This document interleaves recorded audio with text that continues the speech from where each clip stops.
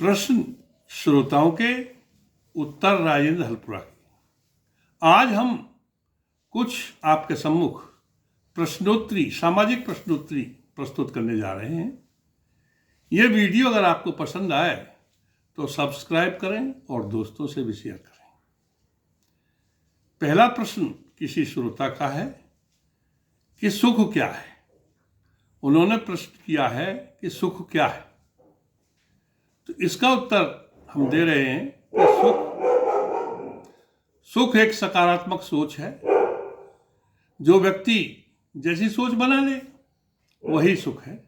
उदाहरण के लिए, यदि कोई शराबी शराब को ही सुख का आधार मान ले तो उसके लिए वही सुख है, और योगी को योग में, भोगी को भोग में, जोगी को जोग में ही सुख मिलता है। फिर भी इस विषय में एक दोहा है कि सुख के कई प्रकार हैं, सब में है गुण दोष, सच्चा सुख उसको मिले जिसके मन संतोष। और चाह नहीं चिंता नहीं, मनवा बेपरवाह, जिसको कुछ नहीं चाहिए वो है शहंशाह। दूसरे एक विद्वान का मत ये भी है कि दुनिया में सुख 4 प्रकार के होते हैं। यानी कि पहला सुख निरोगी काया। पहला सुख निरोगी काया, यानी शरीर यदि स्वस्थ है, कमाने खाने लायक है, तो इससे बड़ा कोई सुख नहीं है। पहला सुख निरोगी काया, दूजा सुख घर में हो माया, यानी रोटी खाने के लिए थोड़ा बहुत धन संपदा, अनाज ये हुई हो। पहला सुख निरोगी काया, दूजा सुख घर में हो माया, तीजा सुख सुत आज्ञाकारी।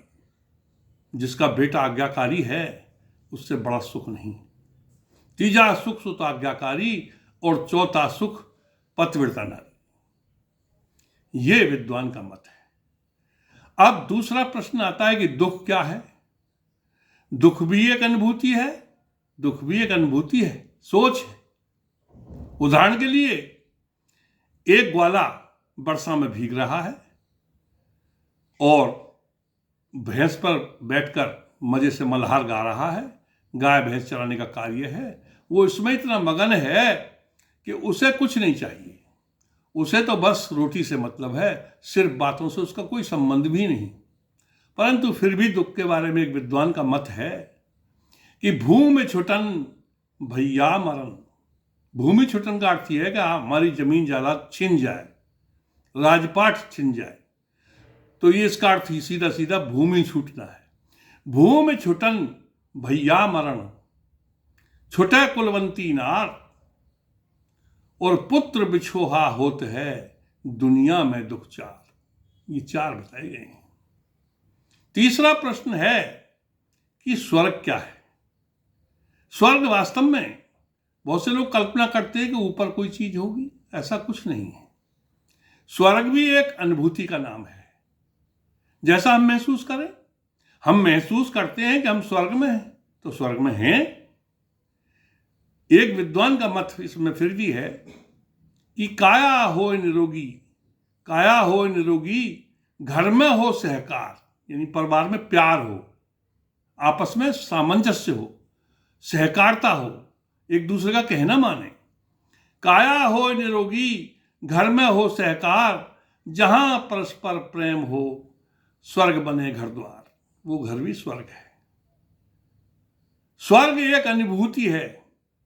स्वर्ग एक अनुभूति है, ज्ञानी समझे सार, जीवन मौत से जूझना घोर नरक का द्वार। अब सवाल यह आता है कि नरक क्या है। नरक नाम है दुखों का, जीवन कष्ट अपार। नरक नाम है दुखों का, जीवन कष्ट अपार, और बहुरोगी बहुतंगिया, अस्पताल नरक का द्वार। नाशवान और अनाशवान क्या है। नश्वर हर प्राणी बना, नश्वर हर प्राणी बना, कुछ मानव सरनाम। नश्वर हर प्राणी बना, नाशवान हर प्राणी, नश्वर हर प्राणी बना, कुछ मानव सरनाम। त्याग और बलिदान से अमर होत है नाम। जैसे भगत सिंह का नाम अमर है त्याग बलिदान से, इस प्रकार से त्याग बलिदान से नाम अमर होता है, अमरता भी कुछ नहीं है वो, और नाशवान सब है, केवल नाम अमर हो जाता है। अनाशवान की श्रेणी में ये प्रकृति आती है, जिसे हम पुरखों से देखते चले आ रहे हैं। हमारे पुरखों ने देखी, हमने देखी, हमारे वंशज भी देखेंगे। यह प्रकृति जिसे भगवान भी कहते हैं, अर्थात भैंस भूमि। भगवान किसी व्यक्ति का नाम नहीं है। व्यक्ति हमारे पूर्वज हैं, पूजनीय हैं, हो सकते हैं, परंतु भगवान शब्द की व्याख्या भैंस भूमि, जैसे गगन, जैसे गगन, वैसे वायु, ऐसे अग्नि, नैसे नीर, ये 5 शब्द हैं। यानी छित जल पावक गगन समीरा, पंच रचे ये अधम शरीरा। ये 5 तत्व ही शरीर की रचना करते हैं। इसे ईश्वर भी कहते हैं, इस प्रकृति को ईश्वर कहते हैं, क्योंकि ये अनाशवान है, ये नश्वर नहीं है। ईश्वर शब्द भी किसी व्यक्ति को इंगित नहीं है। जो अनाशवान है वो ईश्वर है, और ईश्वर यही ये प्रकृति है, ईश्वर यही ये प्रकृति है, नश्वर नहीं होती कदा। विश्व के प्राणी को फिर की सम नचाती सर्वदा। प्राणी घूमता रहता है, नाचता रहता है, और प्रकृति नचाती रहती है। ईश्वर यही ये प्रकृति है, नश्वर नहीं होती कदा। विश्व के प्राणी को फिर की सम नचाती सर्वदा। रचती मिटाती पुनः रचती, रचती मिटाती पुनः रचती, त्रसित नहीं होती कदा। जस कर्म करता है मनुज पाता है फल वैसा सदा। जिस प्रकार के मनुष्य कर्म करता है वैसा फल पाता है। एक श्रोता ने हमसे पूछा कि स्नेह, प्यार और दुलार में क्या अंतर है, तो उत्तर इसका सटीक हम देते हैं कि बहन करे स्नेह, तो स्नेह शब्द में सुगंध आ रही है, वो बहन करती है। इस बहन करे स्नेह तो मैया करे दुलार, माता दुलार करती है। बहन करे स्नेह तो मैया करे दुलार, और पत्नी हो या प्रेम का दोनों ही करती प्यार। तो नेक्स्ट क्वेश्चन है कि सदाचार और कदाचार क्या है। शुद्ध श्रेष्ठ हो आचरण, शुद्ध श्रेष्ठ हो आचरण सदाचार कहलाए, और पाप पूर्ण और मलिन मन कदाचार में आए। सभी कुकृत्य बुरे कर्म, सभी हत्या लूट ये सब बुरे कर्म हैं, कुकृत्य हैं, अपराध की श्रेणी में भी आते हैं। सभी कुकृत्य अमानवतावादी पाप श्रेणी में आते हैं। सभी कुकृत्य अमानवतावादी पाप श्रेणी में आते हैं। मानव जब गैरों को जिए, मानव जब गैरों को जिए तो पुण्य श्रेणी में लाते हैं। रक्तदान, रक्तदान या अंगदान, सबसे बड़ा दान माना गया रक्तदान और अंगदान। रक्तदान या अंगदान दोनों ही पुण्य कहते हैं। मानवतावादी करके दान गैरों के प्राण बचाते हैं, तो ये पाप पुण्य है। जीवन मृत्यु क्या है? जीवन एक संघर्ष का नाम है। जीवन कर्म का एक लक्ष्य है। जीवन एक जीने की कला है। जीवन एक संघर्ष है। जीवन एक संघर्ष है। आत्मबल हो तो सहाय, जीने में सहाय होता आत्मबल। जीवन एक संघर्ष है, आत्मबल हो सहाय, और जीते जी ही मर गया कर्म से जो डर जाए, उसे तो मरा समझो जो कर्महीन है। अब सवाल यह आता है कि मृत्यु क्या है? जो भी जन्मा है यहां, जो भी जन्मा है यहां, सबका जीवन कथ, सबके जीवन की कथा है। जो भी जन्मा है यहां, सबका जीवन कथ, और सबको जाना एक दिन, मृत्यु अटल है सत्य। मृत्यु अटल सत्य है। हार जीत क्या है? सदा अधर्मी हारता, सदा अधर्मी हारता, करता जो अन्याय, सदा अधर्मी हारता, करता है जो पाप।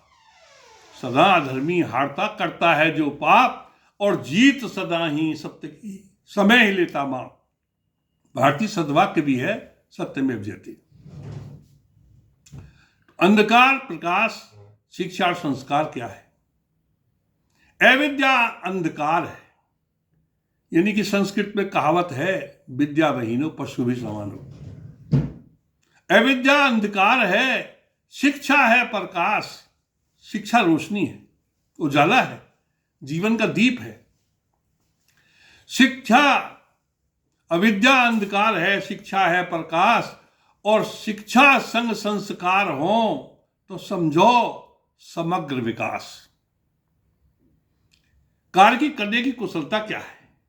कार्य करने की कुशलता आत्मबल होता है। वो पथ और पथिक सफलता क्या, जिस पथ में बिखरे सूल न हो। वो रास्ता ही क्या है जिसमें कांटे न बिखरे हो।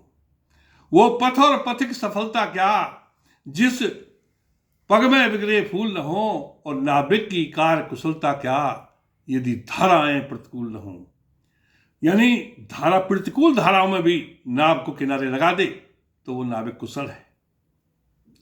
अब कष्ट और आत्मबल क्या है? चिलचिलाती धूप हो, चिलचिलाती धूप हो तो छाह का आनंद है। चिलचिलाती धूप हो, बहुत भयंकर गर्मी में अगर आप पेड़ के नीचे आके बैठेंगे तो बड़ा आनंद आएगा। चिलचिलाती धूप हो तो छाह का आनंद है, और विघ्न बाधाएं मिले तो राह का आनंद है। सामने खड़े हो लांघने को यदि ऊंचे शिखर, सामने खड़े हो लांघने को यदि ऊंचे शिखर, तब मनोबल, आत्मबल, उत्साह का आनंद है। जय हिंद, जय भारत।